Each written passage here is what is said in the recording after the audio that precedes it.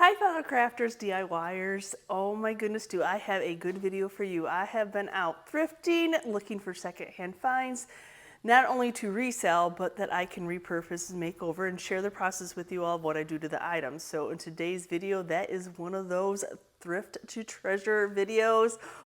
So look at this chunky piece. So this was probably made for like one of those 3-wick candles back in the day.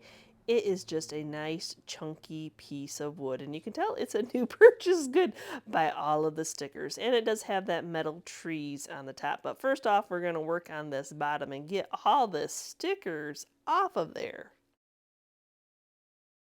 And as pretty as the trees are, that kind of, to me, makes it seasonal. So I'm going to go ahead and see if we can get these little nails and pop this off. A couple of the nails broke off, but I'm not worried about that at all. I'm just going to make sure that they're hammered underneath because I actually want to give this some age. That wood is just too clean looking for me. So I'm just going to take the hammer and I'm going to beat this piece up. Now that I have it beat up a little bit, sometimes that leaves sharp edges, and plus I don't want it to have that crisp edge. I want to make it look like it has been wore with time. So I'm going to take some 80 grit sandpaper and I'm really going to work on those edges. Yes, we're going to take this new piece and see if we can make it look old. Then I feel like I might have sanded a little bit of my boo-boos that I wanted to be there, and so I'm just going to go and take that hammer again, especially around the edges. That'll really give it that old look. And then to add a little bit more age, like it has really been used, I'm just taking my Japanese saw and making some cut marks. Now, it's not the Japanese saw because of the blade. It doesn't have that same, like you're cutting a steak or something like that. It gives it that really, like I've been ran heavy metal across. It really gives it a really unique look. For this piece, I want to give it a layered paint look, and I'm going to start off with some of the Sweet Pickens milk paint in Zinc. So this is a amazing gray color, almost a metal, but it really has that aged barnwood look to it. So I'm just mixing up just a little bit, a couple scoops and a little bit of water, and then let it sit off to the side and thicken, and then it'll be ready to use.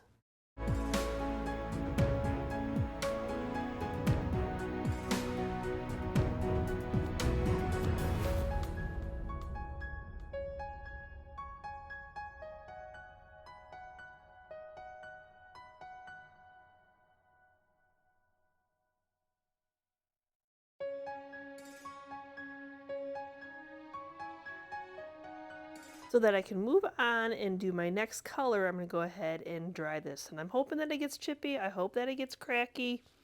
We'll see, but I just really need it to get dry so I can move on to that next color. And my next color is going to be Flour Sack. So I love this white color. I love the little age that it has. So we mix it up just the same. I just needed a little bit. And this actually, I have a plan. I have been looking for something like this to use in my decor, so I'm actually painting this up for myself, y'all. But yes, I'm going to do the bottom just in case I decide I'm ever going to use the bottom of it, but I really probably will use the top of it. But I want the piece to look nice all the way and aged all the way through the whole entire piece.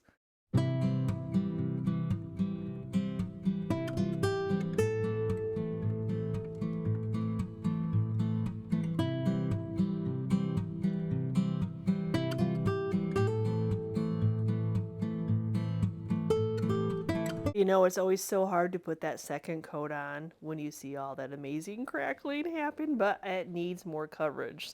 So back in I go with a prayer that when I dry this coat, that it'll have that amazing crackling too.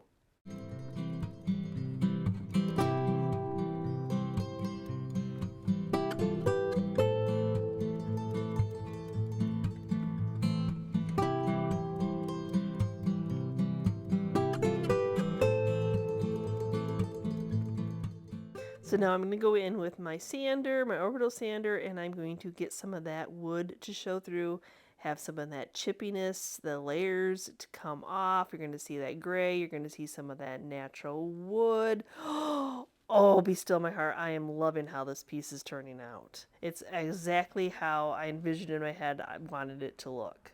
So the crazing is amazing, the crackling is amazing. I'm just going to seal this paint in using some clear wax.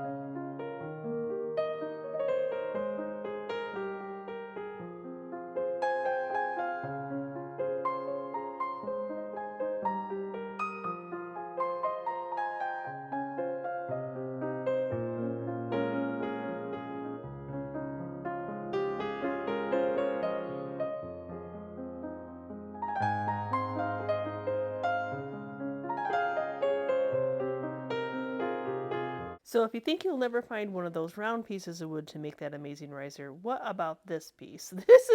This is one of those little cutting boards that you can attach the knife to, and I knew exactly what I wanted to do to it when I saw it. So first, I got to pry this magnet out. So the magnet apparently held the knife on there, but I don't want it. And of course, it just didn't really just want to snap right out of there like I envisioned. It actually came out in pieces. When I purchased it, I knew that the legs were loose, but I was glad that all four of them were there. So we're going to get rid of this Made in China sticker off the bottom. And then I know three of the legs were loose, so I wanted to see if I could get this fourth one out, because I want to make sure that it's good and in there, and it'll just be easier to work with if I can get it out, and I was able to. So we'll just set up those off to the side because I need to do some Bondo. Yes, that is going to be my fix for the side. I'm not going to try to sand that all the way down even. I'm just going to build it up with some of the Bondo wood filler.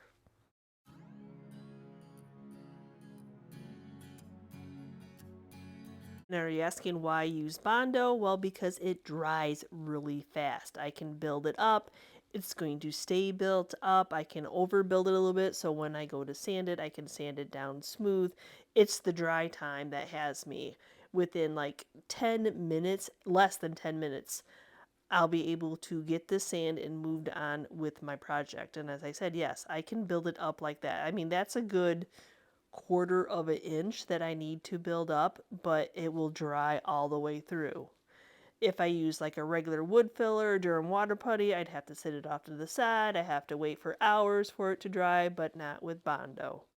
So yes, you do have to work kind of fast, so I'm trying to scrape off as much as I can to get that shape.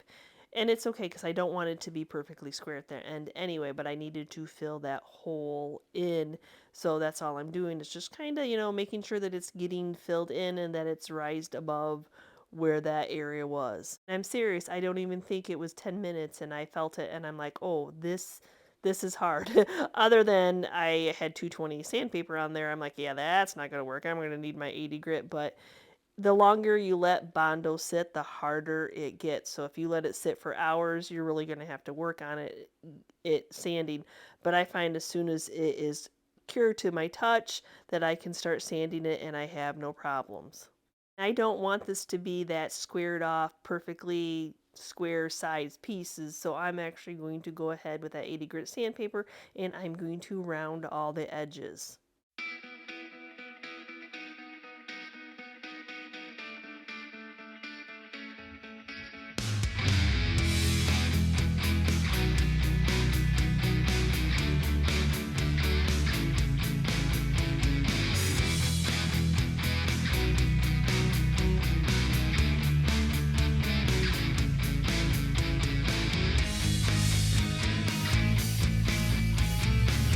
See, that's why I said it was easier if I could get all four of those feet off because I knew I wanted to sand it and give this some age. So a little bit of the Titebond Quick and Thick glue. I like the Quick and Thick because of the dry time. Again, usually within an hour, it should be good and dry that I can work on the project. But I need to even out the porosity where I put that Bondo. If you paint right over that, it's going to be a porous surface. You're going to be able to tell that you repaired that. So I'm going to fill it in with a couple coats of shellac. I'm doing this while my glue is drying so that I am multitasking here so they both will dry at the same time. Now for this piece, I just wanted to give you a couple different options. I could have went back and used the zinc, but I wanted to have a little bit lighter of a surface, like this was almost a cement. I love the little lamb color by Fusion because I feel like it looks cement. Now this is not going to be my final coat. This is just going to be my primer, my base coat, a little hidden color underneath. I purposely left off doing the bottom of the feet so I can automatically just flip this right over and start painting on the top. The thing is, it's going to be sitting on its feet, so, and I'm going to be distressing this. So doing that, there's no worries whatsoever. It's just how the piece is going to, but you can completely paint the piece while the bottom is drying. So it's a time saver also.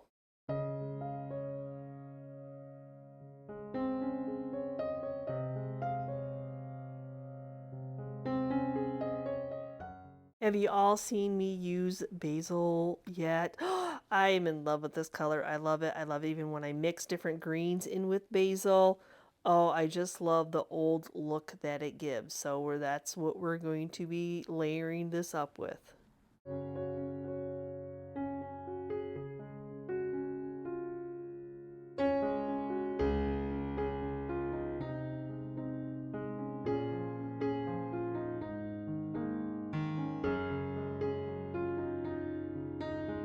The thing about milk paint is the unpredictability. You do not know, will it crackle? Will it chippy?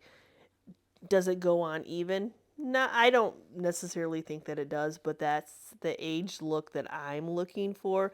I love that perfectly imperfect of it. So if that's not a look for everybody, y'all. So it may not be your choice. Fusions is perfect for that. That has perfect coverage, perfect adhesion. But milk paint, it's just two, these are totally two opposite paints that totally work together with one another. And you do not have to use a heat gun. You could just let it sit off to the side, let it dry. But if you have the luxury of having a heat gun, just go ahead and help it along. And this one, I just feel I can already see some amazing crazing going on. Not only is there crazing, but look at that chippiness that's going to happen.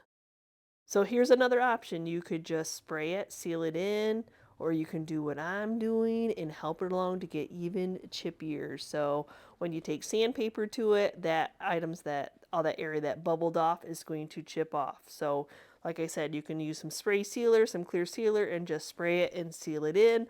Or if you want more distressing like I do, just take that power sander and go to town. Sure, you think that this all chipped off because of the angle of the sander, but it wasn't. That was all bubbled underneath, so it really gave a lot of chippiness underneath here. Kind of wish it was on a lot of the other areas on this. But I'm going to go ahead and seal this in using some of the Jolie's wax, and then I'll mix it in with some clear wax. I love what the black wax does to the basil. It's going to darken up the little lamb fusion a little bit more, hit those areas where you might be able to see some of that Bondo a little. I mean, it is what it is. I didn't want this piece to look perfect. I wanted this piece to look like it had been around and used for a long time.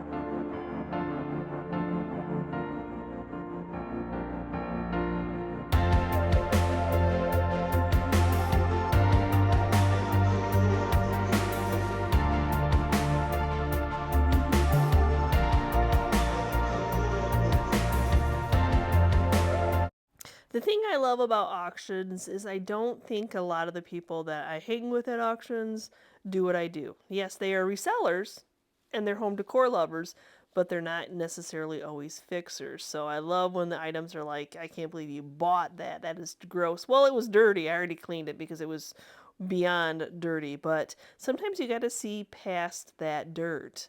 And it's been used. It's fine, you know. So I do not mind taking a little elbow grease, getting an item clean, and then making it over. Though I need to even out this bottom. There's a lot of wear and tear on this bottom, so I'm just taking 220 grit sandpaper. You can sand metals, and look at how quickly it's already like evening out all those bottom scratch marks that were going on. I know it's the bottom, I know it's the place that it sits, but as I always say, you want the whole piece to look nice. And it's super shiny, so I want to scuff sand it. I just have 220, nothing extreme on there, just enough to give them some grit. And then luckily it didn't take much to take the wording of the bread off. I didn't know if that was raised or not. You never know. You always want to at least try to sand it. And then yes, just take that shiny off. I'm not necessarily going to try too much in the inside because the angles, I think I would just make more damage than anything. Then I did already clean it with Dawn dish soap, hot water, let it dry, and then I'm just going to wipe it off again, get that sanding dust. I definitely wanted to make sure that it was good and dry after immersing in water because that rollover lip will hold water. So we're going to take this outside after it's dry, and I'm going to give it a good coating of the Rust-Oleum's flat black 15-minute enamel. Now I'm using this as the primer coat. This is not going to be the finished coat. This is just a primer, something for my paint to adhere onto. Spray paints really attach very well to metals. While that is drying, we're going to go ahead and work on this top, and you can tell that something's been spilled on it. I hope that it's going to clean up well. It hasn't really, there's a few cut marks, but there's not a ton of cut marks to get off. It's really that staining that I'm worried about. So we're going to start off with 80 grit, trying to work some of this wood down so that it's not so stained up. So just a few passes back and forth, constantly moving that orbital sander because you don't want to dig a hole in it. You just want to work it so that that staining starts to come out.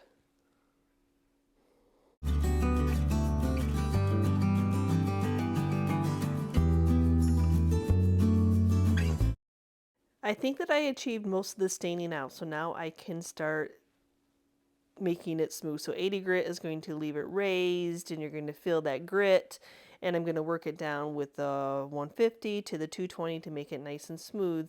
And then after I get that all done, we're going to seal this back in using some of the hemp natural wax.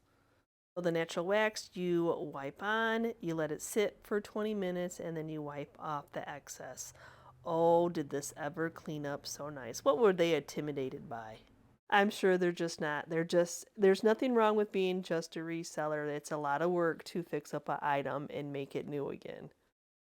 We all just have different vibes with what we like to do. I like to buy and resell too, but I just love the craftsmanship of saving something from the landfill. So I have some of the basil left over from the previous project. Now I could make up some more, but I think it would be fun to mix some other greens together to make a unique color. So I've got in the pickle, I've got Sweetie Jane. This is a combination I used for a table that I made over, and I absolutely loved the color. And yeah, I want to make this new aged metal box look older than what it is. Well, we'll see how that works. If anybody has any suggestions of some paper bowls, I like the size of this metal bowl, but I will tell you that paint sticks on this metal really well, and I've got to really scrub it up dub to get it out. So I would love to find some disposable bowls that I could just throw away, just throw away, and that they're taller like this that I can use this little mixing tool. So I did spray the inside of this black, so that is black, y'all. But now I'm going to go ahead and I let this sit up for about 10 minutes, kind of thicken up. I'm just remixing it. And now I want to go ahead and start working towards my line, my little roll edge. I want to leave that the black that it is. So this is just one of those you're going to have fun painting, just being relaxed and trying not to rush your project so you can have a nice clean line. And I really prefer a thin brush, and these are a great investment. I know that these brushes are kind of pricey, but I will tell you, because they hold minimal paint, I haven't really had to worry too much about drips and runs, and I can really control my lines. A good brush is an investment, and I went through a lot of brushes and they just kind of sit there, and I can tell you I absolutely love how I can control this brush.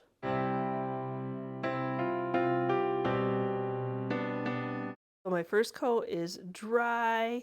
Yeah, it looks like a hot mess, but that first coat is really going to help that second coat adhere. Now, this one I ended up doing 3, just the way that metals take paint. They just take paint a little bit differently. They're just kind of laying on there, so when you're brushing it on, you're just kind of, you're moving it around. It's not like a wood object where a wood is porous and is going to soak it in. When it comes to painting metals, it's just kind of, you just have to give it enough dry time for it to cure so it can grab onto that next layer of paint. So I ended up doing 3 coats of this. So now I'm going to put the word bread back on. I kind of picked out like a mid-century vibe, older font. Just this was one of the Cricut images, and I cut it out on cardstock. I made a stencil. I don't want to stick like a vinyl or something that's sticky onto this because the paint has not cured yet. So the chances of me, if I tried to tape it down, I would pull my paint up quite yet. So this is just one of those projects. You're just going to have to go gingerly as you're coloring your stencil. So I know it's kind of raised up, but I'll push my fingers down and I'll hold those little pieces as I work on it. I just have a makeup sponge from the Dollar Tree store. I have some of the Fusion's Coal Black, minimal paint on, and I'm just going to go very gingerly as I work on my letters.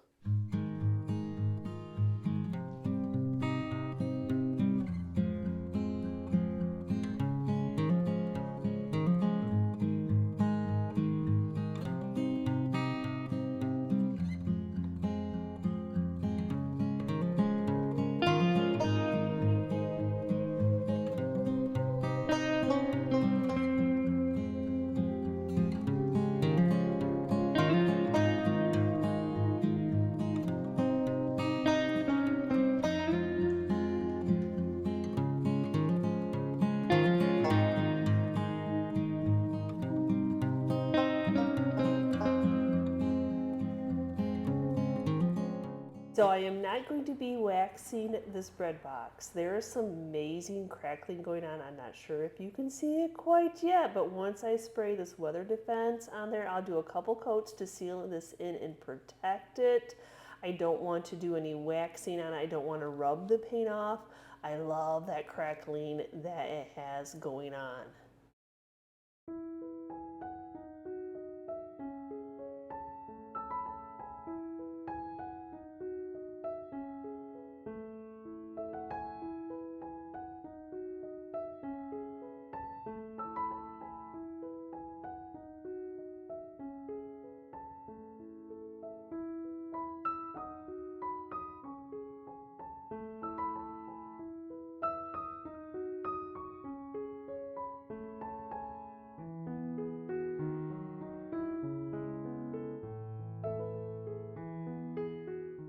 So here's a box with a story. The story is we bought it at the same auction house 2 weekends in a row. We left it behind the first time. I cannot believe that. I bought it for like $2 the first time and then had to rebuy it for $12 the second time. Oh my God. Anyway, I absolutely love these boxes. So there you go. There's our investment. There's our story. Yeah. Sometimes things happen. You can't gather it all up at once and things do get forgotten. So first things first is we're going to get this cleaned out. So I just think this is like a tool chest. A man created this box because he needed something to carry his tools in. I love that it had a repurposed old box in the inside that they created and they just painted it whatever color they had. The patina inside is amazing. I'm just going to get it vacuumed up, cleaned up. The outside, now that's another story. There's some questionability, and we do need to clean that up. I definitely feel like over the years something had been laid on it and spilled or something overflowed. I don't know what that substance is, but hopefully 80 grit sandpaper will take it down at least smooth enough. It doesn't have to be perfect. I love the perfectly imperfect, but it does have to be a little bit better than this.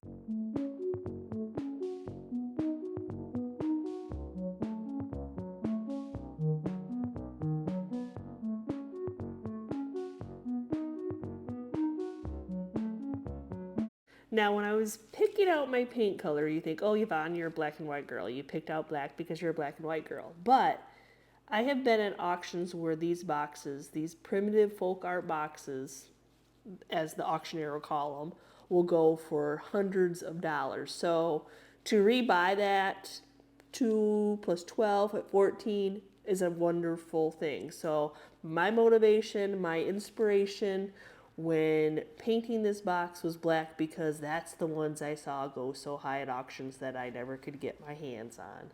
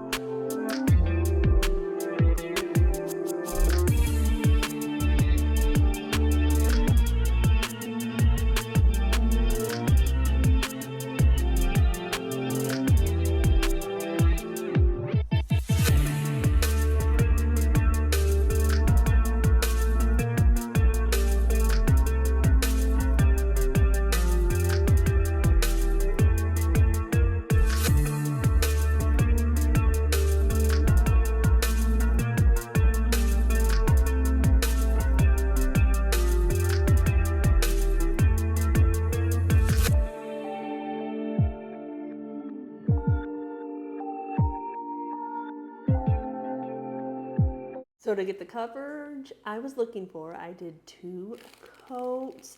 Love this color. Now I'm going to go back in with some 220 sandpaper and we're going to distress it. Don't worry, we want it to look old and chippy. I wanted that gray to come back through. I want some of that wood. I want it to look aged, not newly painted. So the thing about those ones that went so high at auctions is they had some kind of stenciling on them. So perfect to use the IOD's Pennsylvania Folk stamps set on. I'm going to use the Simple Flower. I mixed up just a little bit of the Curry Sweet Pickens Milk Paint. I think that's the perfect yellow to go with this primitive look. And then I'm just using some packing tape to hold my stamp. It's just easier control for me. And then just a little bit, all I did was take some of it and then mix it up in a little brush, and then I just wiped it on with the brush on the plate. So there's not really much on there at all. So I'm just making sure that every little petal is covered, and we will just center it up, that perfectly imperfect, just eyeball and center with what that clasp is.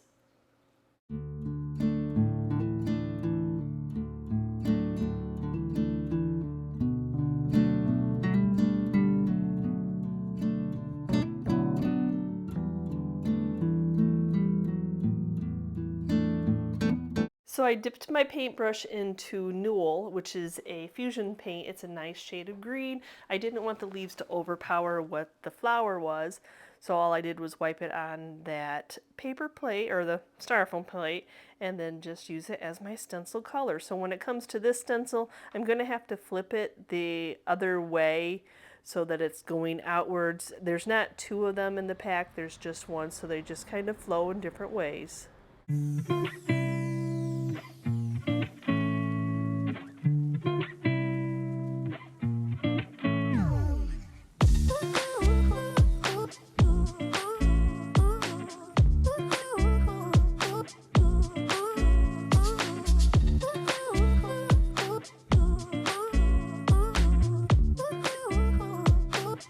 to finish this piece up, we're just going to get it waxed with some of the Jolie's black wax. That's going to darken up that stencil, give it that age, darken up what the gray is showing through it. It's really going to make this piece just have some beautiful age to it. And those brushes are so amazing. Look at, I didn't even tape off that bottom. I had such good control with that brush.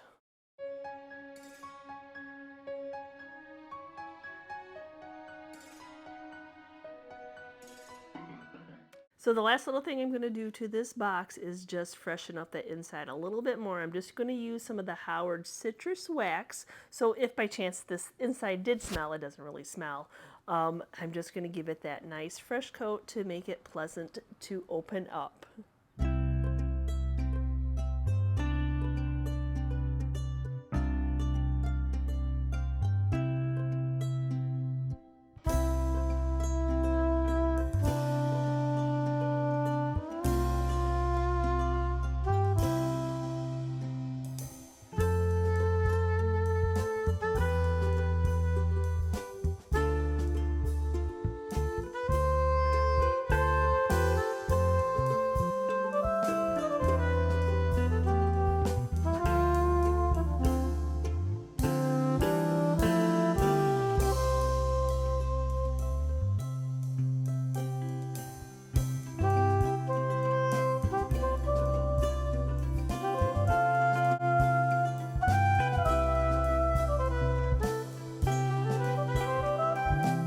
So thank you so much for watching today's video, and have I inspired you in any way to look at secondhand finds in a new way? Yes, repurposing, giving new life, painting a new color, adding something to it.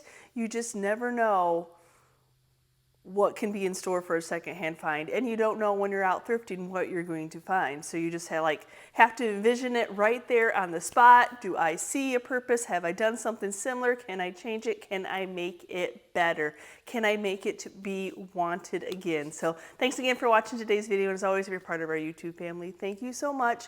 And if you're new and you're checking out this content and you stayed to the end, I think that you liked it. So hit that subscription button along with the notification bell so you know when we uploaded a new video, and we will see you next time, guys, and you can see what we're up to. Bye.